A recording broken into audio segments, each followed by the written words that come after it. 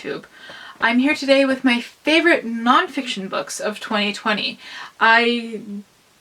Some of these were published in 2020 actually. I was thinking to say none of these books were published in 2020, but that would be a lie. Some of them were published in 2020, but not all of them were. These are just the ones that I happened to read this year.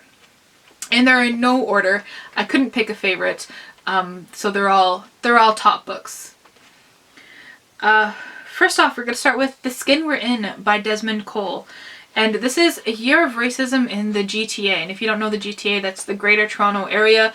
It's a place in Ontario, Canada, if you are not at all familiar with the terms we use here. So GTA means Greater Toronto Area to Toronto. Well, I don't think you're going to pull out a map and look. Just believe me that it's a place. Anyways, this is dealing with police violence, the Black Lives Matter movement, specifically the Canadian part of that, and immigration in regards to how it affects Black people in Canada. And this was a really eye-opening book. I knew there were issues of racism within Canada. I actually remember hearing about some of the stories he was talking about, and some of the stories made me so mad, particularly the one about immigration. I was so disappointed. I had to set the book down and just breathe through my anger and work through it and say, this is actually reassuring to read about because there are people working on this and there's things that we can do and fight against this. It also provides historical context as well for each of the events that he talks about, and why racism is still so prevalent in Canada, even though we tried to deny it, we tried to hide it. I remember when everything went down with George Floyd and Breonna Taylor, people in Canada were like, oh, at least, you know, that's not happening here. And it's like, oh no, that is very much happening in Canada as well. Cops are killing Black and Indigenous people at alarming rates in Canada, and something needs to be done about it, and something needs to be said, and I'm very glad that Desmond Cole wrote this book to expose these things and to expose Canadians to the racism that is going on in Canada. I'm going to get very passionate. A lot of these things are very passionate topics I'm going to talk about. Number 2 is Peace and Good Order by Harold R. Johnson, and I did a video about this called 5 Things I Learned from reading Peace and Good Order. This is about how the legal system at all levels, starting with cops and going right up to like federal court, how it works, federal law, not even just court, like federal laws that were made years ago, centuries ago, against, and how it works against Indigenous people in Canada. So Johnson himself was a lawyer in the system. He was both on prosecution and defending, and ultimately argues that the treaties allow for Indigenous people to take control and create their own legal systems. That the legal system, the federal, provincial, municipal legal systems in Canada do not work for the Indigenous population, and that it needs to be reformed, and that legally Indigenous populations have the right to do this according to treaties. Again, another topic very passionate about how Indigenous people are treated horribly, horrendously in Canada. Very similar topic again for the third book I want to talk about, 21 Things You May Not Know About the Indian Act by Bob Joseph. And this is about the lingering effects of a document that was created in 1876. So, you know, a few hundred years ago we're talking about, and this document is still having ramifications to this day. And this tries to control every aspect of Indigenous life, from even if you're allowed to identify yourself as Indian, which is the term that's used legally in Canada, where you're allowed to live, if you're allowed to vote, laws that obliterated economic growth in Indigenous communities, and obviously that affects today as well, even though those laws are not, the laws aren't in place, but, you know, they're still practiced. Like, we're seeing that with the Micmac lobster farmers, lobster fishers. Fishers? No, yeah, they're fishers. They're not farmers. They don't, it's wild lobster. I'm getting off topic. Anyways, that's still affecting, like, this year this stuff happened. And this is another eye-opening book because we think this is history. We think the Indian Act is history. But that history has an effect today. The Indian Act is still in effect today. And this document has been changed, and the changes are not always positive. There's arguments about whether they should even keep the Indian Act in place anymore. I'm not in a place to state my opinion on that.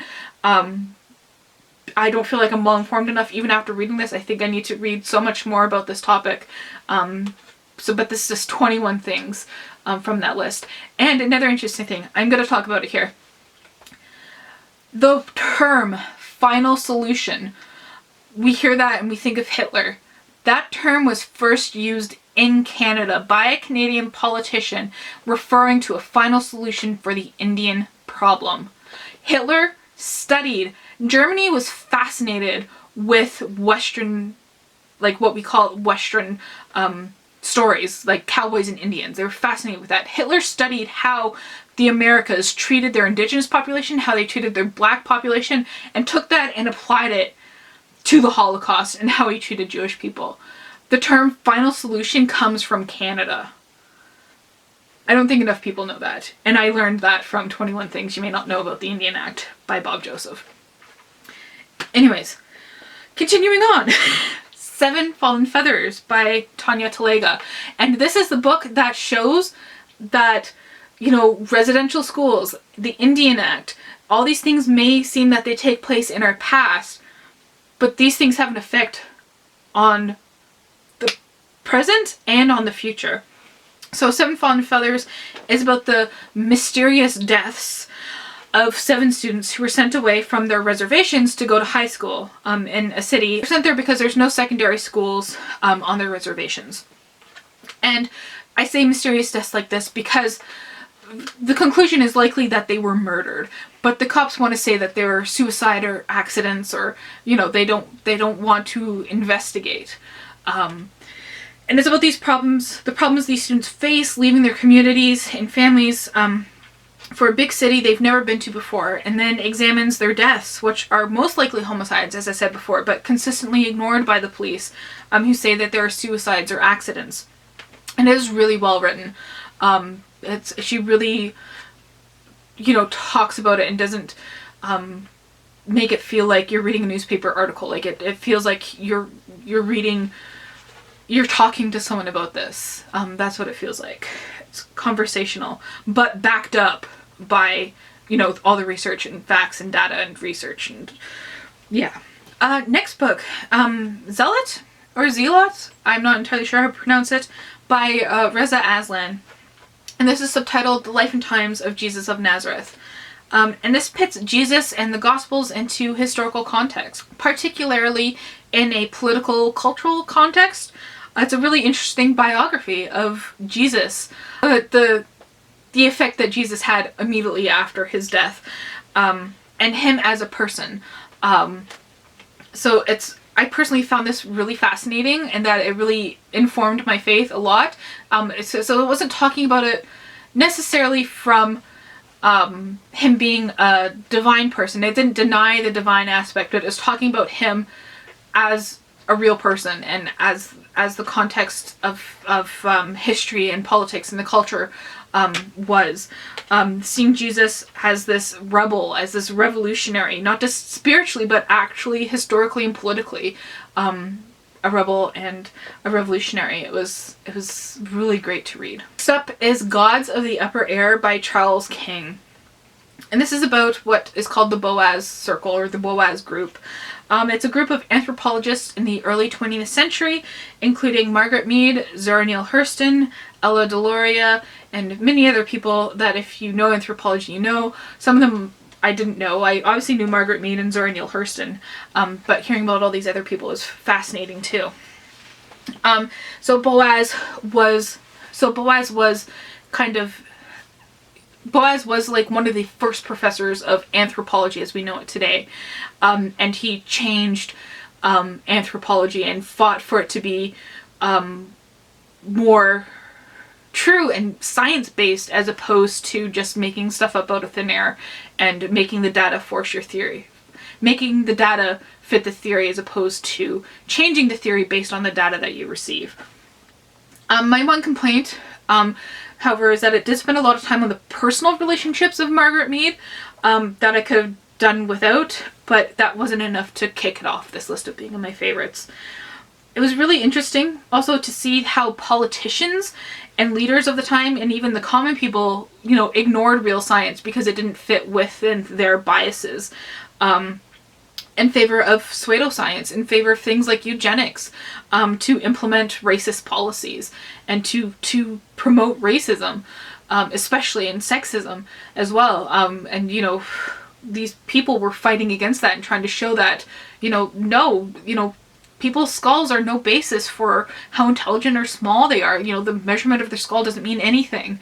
They proved that scientifically, but the rest of the people were just like, no, no, no, no, no. White people are superior. Believe us. We know that. We don't have to prove it scientifically to know. And it's just like, but the science says otherwise.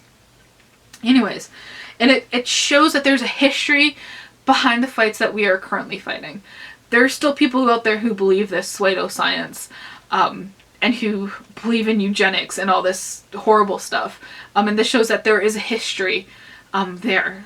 There is a base there, that this fight has been going on for a long time and that we should continue fighting.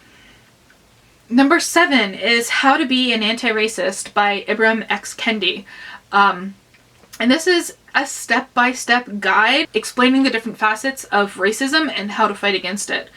It's really detailed, and it really focuses on intersectionality. He included things like gender and capitalism and how those are rooted in racism as well. And I really appreciated how he incorporated his own personal journey, you know, self-reflecting a lot and realizing that he was racist himself. You know, he had these ideas and he works through how he worked through that and became an anti-racist. So it's not just good to be non-racist. You have to actively work against it. You know, the internalized racism that we have to acknowledge it first. And, you know, then we can work on being anti-racist. And there's, you know, it can seem overwhelming, but he argues really well and gives you like steps on how to do it. So it's not just a big overwhelming thing that you're getting slapped in the face with. It is, you know, broken down into understandable ways. And then his own personal journey as well. Providing all that history, his own personal history, caused me to reflect a lot too, and it kept me engaged in reading and helped me retain the information, because it wasn't just the information, it was the information plus his journey. So there was a story attached to it that made it feel made it easier for me to remember. And it will make it easier for other people to remember as well. I think this is a very important book that everyone should read. Next book is I Am Woman by Lee Miracle. And this is subtitled A Native Perspective on Sociology and Feminism. And this was like reading little rants. And I love rants. And I love going on rants. And I love listening to rants. And these were all Miracle's opinions and experiences with being an Indigenous woman. And she talks about so many topics, and at times it just felt like you were having a conversation with her. And you know, a conversation isn't always like linear and structured, and I really like that. You know, some people might like their books a little more structured, and sometimes that does work. Like I said, that worked really well in How to Be an Anti-Racist, but this one was taking it from a different point of view, like kind of going all over the place and kind of linking, you know, the last part with the first part, and it was really interesting to read that and to have someone rant in a conversational tone with you on something especially that you agree with. And it includes talking about LGBT issues, talking about motherhood, talking about romantic relationships, talking about these intersectionality things before that was a word. I believe this was published before that became a thing. And it's still so relevant. I think there was one reference to the USSR, and that was like the only thing that kind of was, you know, out of time there. Everything else felt, you know, like it was still relevant and still applied today, which some of it is kind of sad because she's talking about sexism and stuff, bad issues that shouldn't still be around today, but are. Then I read, then another favorite from this year is Transforming by Austin Hartke. And this presents a transgender theology. So Austin himself is transgender, and he talks to people all along the trans spectrum and their experiences with Christianity. And it really made me look at some of the passages in the Bible from a different perspective. Like, for example, all the different times people are renamed in the Bible. It happens a lot. Even God is renamed. Jesus is renamed. You know, even the small people, like we think obviously of Abraham, who used to be Abram, and all the different renamings going on. And so talking about, like, you know, choosing a name when you transition and you no longer use that old name. We refer to him as Abraham. We don't refer to him as Abram. It's Abraham now. So if you can get that in the Bible, why can't you get that in real life? And just, I wish I had a physical copy so that I could keep referencing it. I read it on ebook. I may have to buy a physical copy and reread it and just tab everything so I can just pull it out all the time. It was really good, and it talks to everyone from people who identify as non-binary to people who are fully transitioned. So there's that whole spectrum there. And the main focus of this book is to show parallels between the Bible and the trans experience. So like it really, like, it's there, and the arguments aren't far-fetched, you know, and so I think this is a book for everyone who identifies as Christian to read and to look at things from a different perspective. And lastly, I have to include Two Trees Make a Forest by Jessica J. Lee. This actually was sent to me by the Hillary Weston Prize for Nonfiction in Canada, and it actually won the list, and I'm very, very happy that it won. I really loved this book, and that's why it's on this list. And this is a memoir mixed with history and nature writing. So Lee wanted to learn more about her family history, so she went to go spend time in Taiwan searching for answers there, because that's where her family was. Well, they were from China and then went to Taiwan, and then her mother went to Canada. And then the author ended up in Germany. So there was a big train going around. But she wanted to go back to Taiwan and look for answers there. But while she's there, she's also fascinated with nature. So she's going on hikes and examining plants closely, talking about the history of Taiwan, how that affects the ecology and the plants, and how it affected her family and her family's place in that. And it was just, it seems like it's a lot and overwhelming, but it was just so well put together, like all these different things coming together and meshing together to tell this story. It also, I really liked how it showed how the history of the island was tied with the nature of the island, and how science was misused during the colonization of Taiwan. And you can really feel the passion she has for the topics that she talks about, especially the nature writing, and that they don't interfere with each other. You know, it's not glaringly obvious. You know, you smoothly transition from, you know, talking about a plant to talking about the history of that plant to talking about the history of Taiwan to talking about her family. Like, it just all fits so well together. And I'd actually miss it if one of those elements of that story were not there. So that's it. I couldn't choose one outstanding favorite from that. They're all just work together to educate me so much this year. I'm looking forward to continue reading more in nonfiction in 2021. So what was your favorite nonfiction book that you read this year? And thank you for watching.